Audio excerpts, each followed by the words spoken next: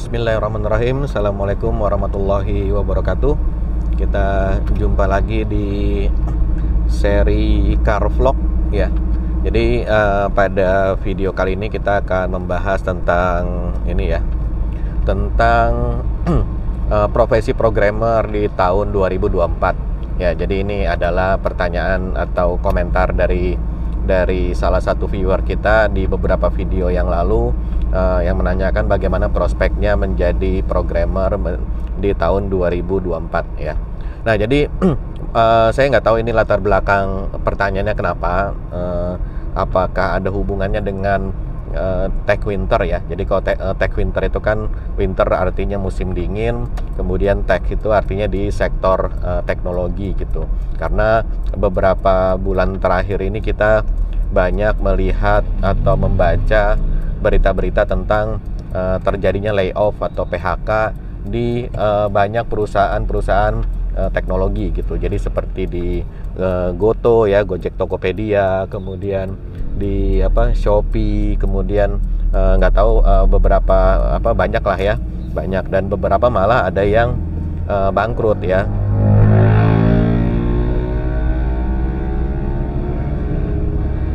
Jadi bukan saja terjadi pengurangan pegawai, tapi memang perusahaannya tutup ya. Dan perusahaan-perusahaan ini memang dia berbasis teknologi. Karena itu makanya ini disebut dengan tech winter ya.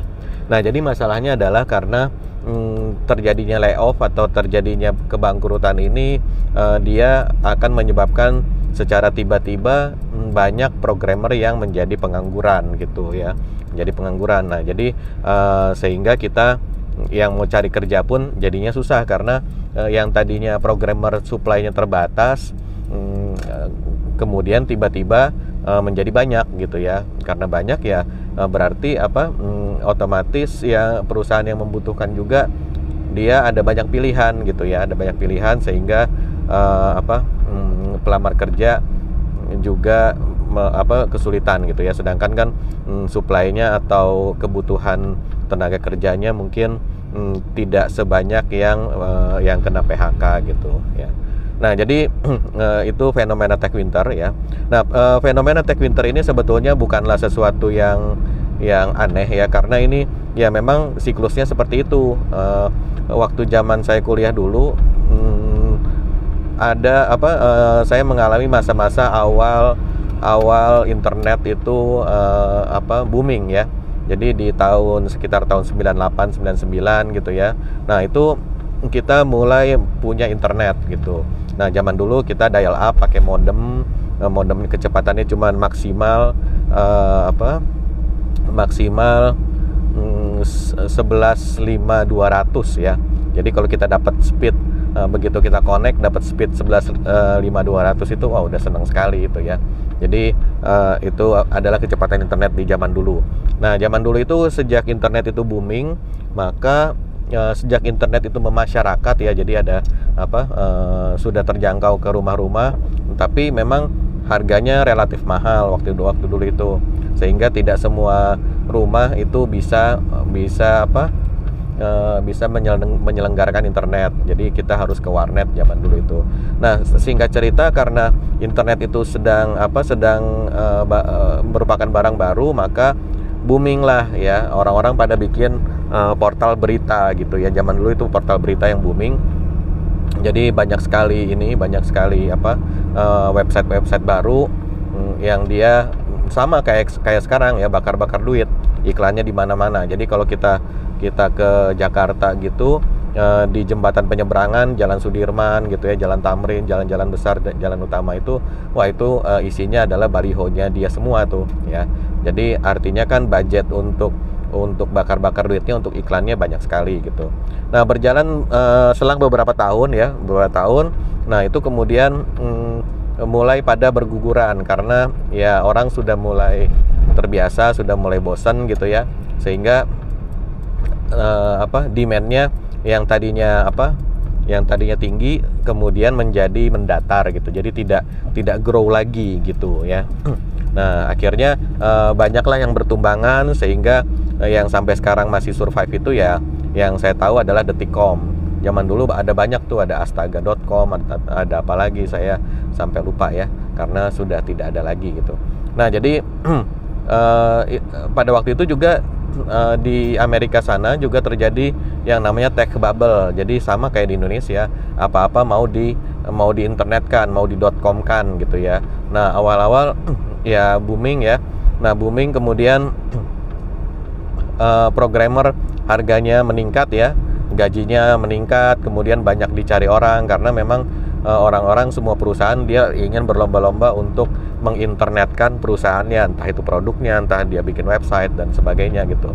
Nah sehingga di zaman dulu itu ikonnya adalah ikon tech bubble di tahun 2000 awal itu adalah kursi ya, kursi programmer. Nah kursi programmer itu nanti bisa dicari di Google, nanti gambarnya itu yang pembuatnya atau pendesainnya namanya Herman Miller. Herman pakai H depannya, kemudian Miller, L-nya ada 2 ya, Miller. Nah kemudian nama produknya itu namanya Iron Chair ya, chair itu kan kursi. Nah tipenya itu modelnya namanya Iron.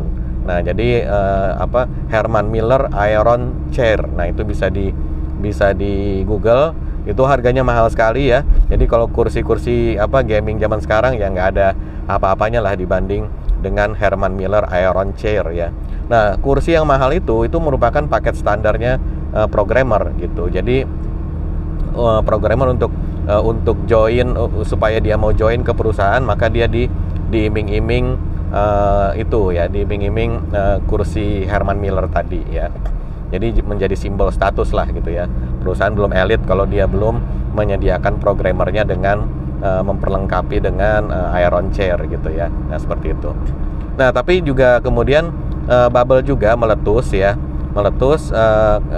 karena apa? Ya ternyata internet ya begitu saja, gitu aja gitu ya. Jadi ya udah bikin website, kemudian jualan online ya, terus mau ngapain lagi kan gitu.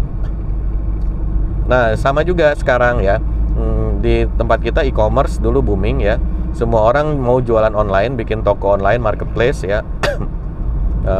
Ya semacam Bukalapak, Blibli, Tokopedia, kemudian Shopee, kemudian Zalora, kemudian ya macam-macam banyak ya.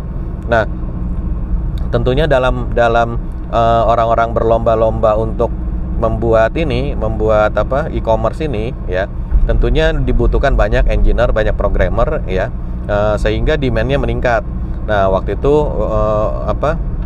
di e-commerce bubble itu gaji programmer gila-gilaan naiknya gitu.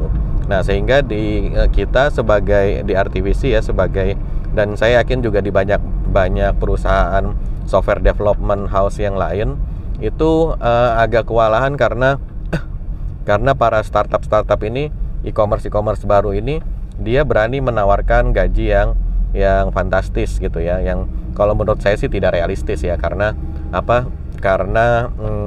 tidak sebanding antara skill dan pengalaman kalau dibandingkan dengan besaran gaji yang dia terima. Belum lagi nanti ada joining bonus lah, ada macam-macam perks ya, atau fitur-fitur kompensasi yang lain gitu. Nah jadi seperti itu.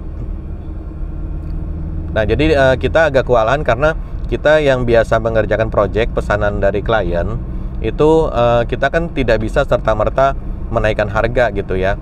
Menaikkan harga karena gajinya kita naikkan, gaji programmer kita naikkan, otomatis kan harga jual project harus naik juga ya, kalau nggak kan kita boncos nanti kan. Nah jadi agak kesulitan juga karena si klien ini kan tentunya tidak mau kalau tiba-tiba harga projectnya naik 2 kali lipat gitu. Nah jadi ya kita bertahan ya, untungnya di RTVC kita retentionnya lumayan bagus, tidak banyak yang resign dan pindah diiming-iming oleh startup yang lebih ya menjanjikan ini ya gaji yang besar gitu ya. Seperti itu. Nah kemudian ya sekarang ini yang bisa kita lihat tech winter ya. Ya terlepas dari masalah bisnis, saya tidak mau komentar terlalu banyak dulu tentang masalah bisnis dan bakar-bakar duit ya. Kita bicara saja dari sudut pandang teknologi ya.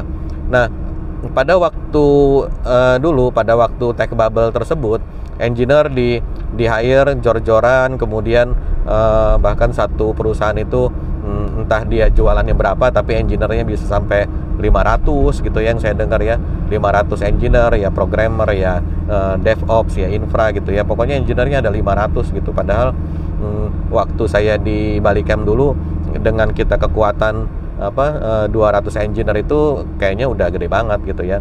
Maksudnya sudah dulu kita kalau nggak salah itu sekitar 200 sampai 300 orang itu engineer kita, dan project yang ditangani dulu di Balicam ya project gede-gede gitu ya, bukan project receh-recehan gitu. Nah, itu tuh sudah terasa besar gitu ya. Nah, ini 500 gitu, 500 orang ya, tentunya ini sangat banyak sekali yang bisa dibikin gitu ya. Makanya kita melihat ada banyak perkembangan di data science ya, datanya semua dikumpulin, kemudian dianalisa. Analisanya tentunya tidak pakai orang, tapi pakai program, pakai aplikasi ya. Pengumpulan datanya juga tentunya harus dipasang di aplikasinya, harus diinstrumentasi untuk bisa mengcapture data-data dari user gitu ya. Nah, itu kan memang dia butuh butuh engineering yang banyak gitu. Kalau yang biasanya kita bikin aplikasi bisnis sekedar input data dan melakukan transaksi, tapi di e-commerce ini mereka melakukan harvesting yang lain ya. Jadi behaviornya user dicatat, bahkan sering sekali saya dengar mereka melakukan A/B testing. A/B testing itu artinya kita mendeploy dua versi aplikasi yang berbeda ya. Beneran kita deploy ke production, artinya go live ya. Tentunya kalau sesuatu go live itu kan dibikin dengan serius ya. Nah, saking jor-jorannya mereka bikin dua versi gitu. Kemudian nanti di capture datanya, dianalisa, kemudian nanti dipertimbangkan, oh ternyata yang versi A ini konversinya lebih bagus gitu ya. Orang yang tadinya lihat-lihat kemudian jadi beli gitu. Nah, sehingga omsetnya meningkat gitu ya.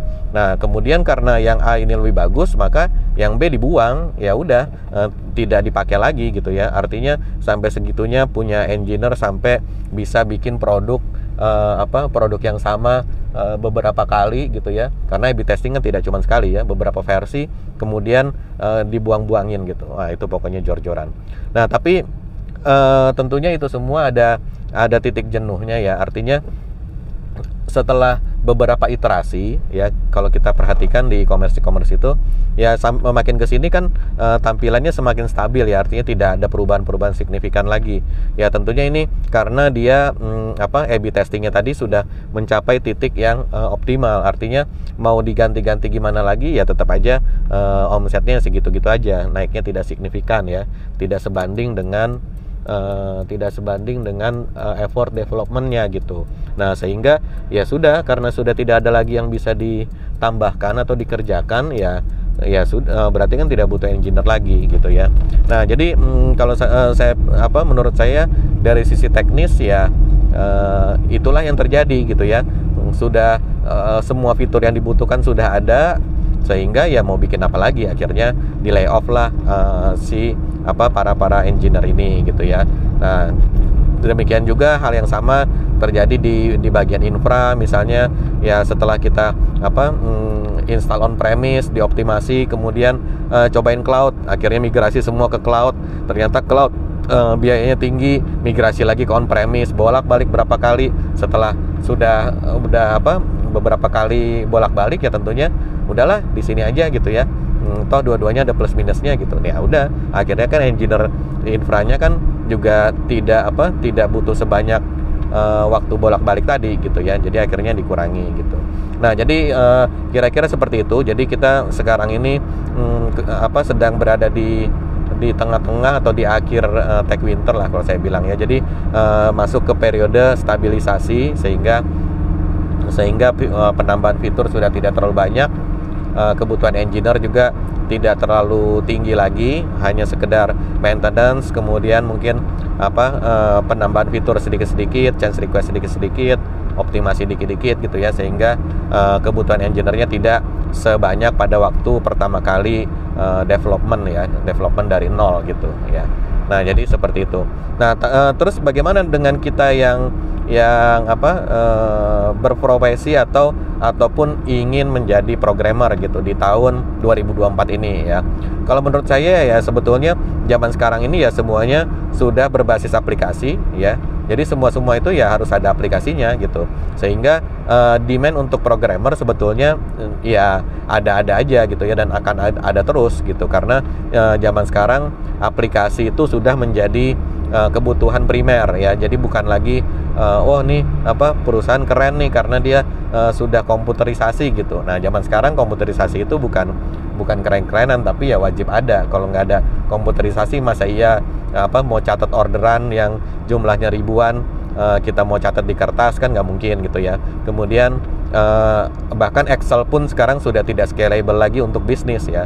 Misalnya kalau misalnya kita punya 1.000 mahasiswa gitu kan, masa iya data 1.000 mahasiswa mau di maintain di Excel, belum nanti nilainya belum lagi nanti pembayarannya, belum lagi nanti misalnya tugas-tugasnya ya kan nggak mungkin kita urus di Excel dan Google Drive kan gitu ya.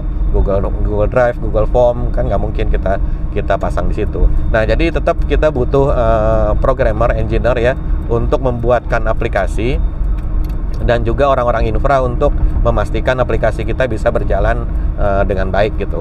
Cuman memang yang harus disesuaikan adalah yang pertama, ekspektasi salary-nya jangan berharap di seperti zaman-zaman tech bubble dulu ya, dimana semua perusahaan perusahaan startup itu dia dapat duit banyak yang harus dibakar-bakar ya, karena mengejar growth, sehingga meng-hire selain promosi jor-joran, hire engineer juga jor-joran gitu ya. Salary-nya sangat menjanjikan sekali gitu. Nah, jangan berharap seperti itu ya. Kita kembali seperti zaman dulu ya, programmer dibutuhkan salary-nya ya wajar lah gitu ya, yang wajar gitu. Kemudian skill dan experience itu sangat penting gitu. Jadi kalau dulu ya saking desperate-nya ya programmer fresh graduate itu gampang sekali dapat kerja gitu ya, belum lulus sudah dapat kerja, padahal skill pas-pasan, experience juga nol gitu kan, seperti itu. Nah, jadi ya jangan khawatir teman-teman yang mau baru mau mulai di dunia IT. Inovasi dan demand sebetulnya banyak dan tidak berkurang, tapi memang tidak bubble ya, saat ini tidak bubble, artinya di level-level yang wajar.